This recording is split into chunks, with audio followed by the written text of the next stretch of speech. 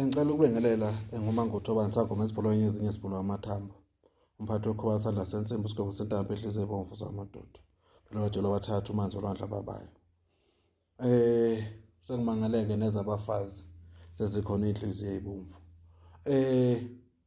Ngayi comment isalukazi sithi sona siphupha sesiyakhona nakulowo muzi kukhona nanomamezala.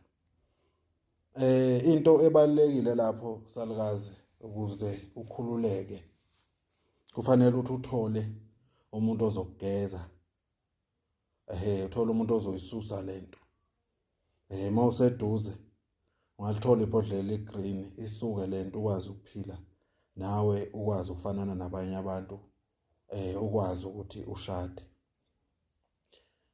Kwemenye imizi benza kanjena ke uzothola ukuthi kulowo muzi noma kunomalume noma kunowantu wakhona ongakaze ezagane mabeyohlola befike bethola ukuthi nguye ovimba izinto zalapho ekhaya noma enhlahla mase ke kuthiwa akashadiswe lowo muntu mase ke kuthathwa imbuzi ithiwe lapha emsamo ifike ikhulunyiswe kushiwo ukuthi hayi sibanibani sizokutholela umuntu lo muntu lo ozoqala ukudla lenyama uzobe kungumuntu wakho ithathwe lenyama iphekwe ngakusasa uze wena uhambe udla inyama zasemzini yabantu.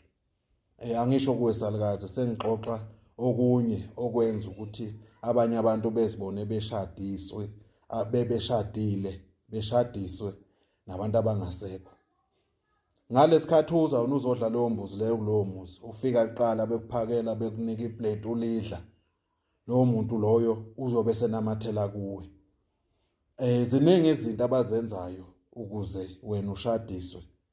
Abanye yilabagangayo bekushadise nezilwane zabo abayisebenzisayo.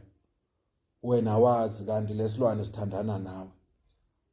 Abanye baze bakuloye wena ukuthi yena ungatholi umuntu ostraight ngoba bekushadisile ngesilwane esithize. Kuba kuningi siyathokoza ke salukazi. Siyathokoza kakhulu.